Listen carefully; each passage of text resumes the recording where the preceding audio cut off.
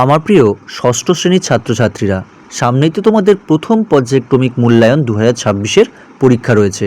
পরিবেশ ও বিজ্ঞান নিয়ে চিন্তা করছো? সেই চিন্তা দূর করার জন্য আজকে চলে এসেছি কিছু গুরুত্বপূর্ণ সাজেশন নিয়ে।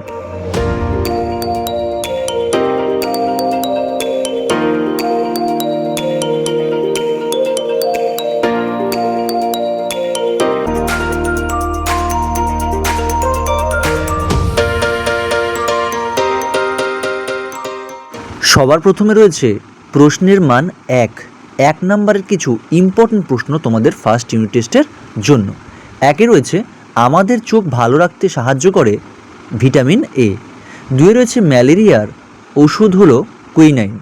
3-এ রয়েছে যক্ষা রোগের জীবাণু বাসা বাঁধে কোথায়? ফুসফুসে। লোহার জিনিসকে মরচে পড়ার হাত থেকে বাঁচাতে লাগানো উচিত তেল রং। 5-এ রয়েছে একটি অধাতু কিন্তু তাপের সুপরিবাহী পদার্থের নাম কি? গ্রাফাইট। ইটাই রোগের উৎস হলো ক্যাডমিয়াম দূষণ। 7-এ রয়েছে একটি যৌগিক পদার্থ হলো পাথুরে চুন। 8-এ রয়েছে প্রকৃতিতে মৌলের সংখ্যা কতগুলি? 92টি। 9-এ রয়েছে নুন জল থেকে আলাদা করা হয় কোন প্রক্রিয়ার সাহায্যে? পরিস্রাবন প্রক্রিয়ার সাহায্যে। তোমাদের কিন্তু 1 নম্বরে তোমরা প্রশ্ন এগুলো পেয়ে যাবে। পরের পর্বে আসছি। 10-এ রয়েছে জলের সংকেত কি? H2O। 11-তে রয়েছে কোন গাছ থেকে আমরা তন্তু পাই? পাট গাছ থেকে। 12-তে রয়েছে একটি উপকারী ব্যাকটেরিয়ার নাম কি? ল্যাক্টোব্যাসিলাস। 13-তে রয়েছে একটি পরজীবী উদ্ভিদের নাম লেখো। স্বর্ণলতা। 14-তে রয়েছে রাসায়নিক পরিবর্তন হলো একটি একমুখী প্রক্রিয়া। জল থেকে বাষ্প হতে কোন শক্তি কাজে লাগে? তাপ শক্তি। 16-তে রয়েছে চাল থেকে ভাত একটি কি পরিবর্তন?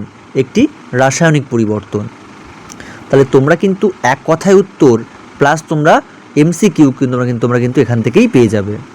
17-তে রয়েছে কুইনাইন পাওয়া যায় সিঙ্গোনা গাছের ছাল থেকে। 18-তে রয়েছে দুধ হলো একটি মিশ্র পদার্থ। 19-এ রয়েছে অধাতু কিন্তু তাপের সুপরিবাহী কে? গ্রাফাইট। একটি পাললিক শিলার উদাহরণ দাও। বেলে পাথর। কড মাছের যকৃতের তেলে কোন ভিটামিন পাওয়া যায়?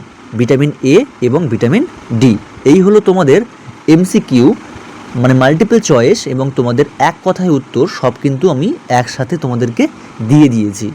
ঠিক আছে, এগুলো করলেই তোমরা 1 নম্বরের প্রায় প্রশ্ন পেয়ে যাবে আশা করি। এরপরে আসছি প্রতিটি প্রশ্নের মান 2 অথবা 3-এও আসতে পারে। ঠিক আছে, তাহলে 1-এ রয়েছে রাসায়নিক পরিবর্তন কাকে বলে? ম্যালেরিয়া জীবাণু শরীরে কোথায় বাসা বাঁধে? খুবই গুরুত্বপূর্ণ প্রশ্ন। 2-এ রয়েছে H2H আর H2 বলতে কি বোঝো? একসাথে রয়েছে ফসফরাস ট্রাইক্লোরাইড অণুর সংকেত লেখো। তাহলে এটা কিন্তু 1+1-এও আসতে পারে। 3-এ রয়েছে মিথজীবিতা কাকে বলে? উদাহরণ দাও। 4-এ রয়েছে পর্যাবৃত্ত ঘটনা কাকে বলে? উদাহরণ দাও। খুবই গুরুত্বপূর্ণ প্রশ্ন। 5-এ রয়েছে অণু ও পরমাণুর মধ্যে পার্থক্য লেখো। 2টি আসতে পারে। 6-এ রয়েছে কৃষিজমিতে কীটনাশক ব্যবহারের কারণ ও তার ফলাফলগুলি লেখো। এই প্রশ্নটাও কিন্তু তোমাদের পরীক্ষার জন্য আসবেই। 7-এ রয়েছে ধাতুকল্প এবং খাদ্য লবণের উদাহরণ দাও। তাহলে আমি কিন্তু দুটো আলাদা আলাদা প্রশ্ন তোমাদের কিন্তু 1+1 করে কিন্তু প্রশ্ন অবশ্যই আসতে পারে 2 নম্বরের। ঠিক আছে, তাহলে তোমরা কিন্তু 2 নম্বরের জন্য যেগুলো দেওয়া হচ্ছে এগুলো কিন্তু তোমরা একটাও স্কিপ করবে না। সমস্ত প্রশ্ন তোমরা চেষ্টা করবে রেডি করে যাওয়া তোমাদের পরীক্ষার জন্য, তবেই কিন্তু ভালো রেজাল্ট পাবে। 8-এ রয়েছে মিশ্র পদার্থ কাকে বলে? একসাথে রয়েছে জল কেন যৌগিক পদার্থ। এই দুটোও কিন্তু 1+1। 9-এ রয়েছে গাছ কি করে পরিবেশে অক্সিজেন ও কার্বন ডাই অক্সাইডের ভারসাম্য বজায় রাখে। 10-এ রয়েছে পাউরুটির গায়ে ফুটো থাকে কেন? এই প্রশ্নটা কিন্তু খুবই ইম্পর্টেন্ট। 11-তে রয়েছে জলের ধর্মগুলি লেখো। আর একসাথে রয়েছে দুধ থেকে দই কিভাবে তৈরি হয়। ঠিক আছে, এই দুটো একসঙ্গে প্রশ্ন আলাদা আলাদা করে। 12-তে রয়েছে বায়ুকে মিশ্র পদার্থ বলা হয় কেন? এই হলো তোমাদের 2 নম্বরের সম্ভাব্য গুরুত্বপূর্ণ প্রশ্ন, যেটা আমার মনে হলো তোমাদের পরীক্ষার জন্য এই প্রশ্নগুলো খুবই গুরুত্বপূর্ণ, এগুলো না করলেই নয়।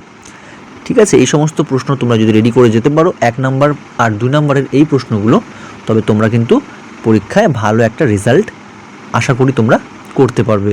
ঠিক আছে,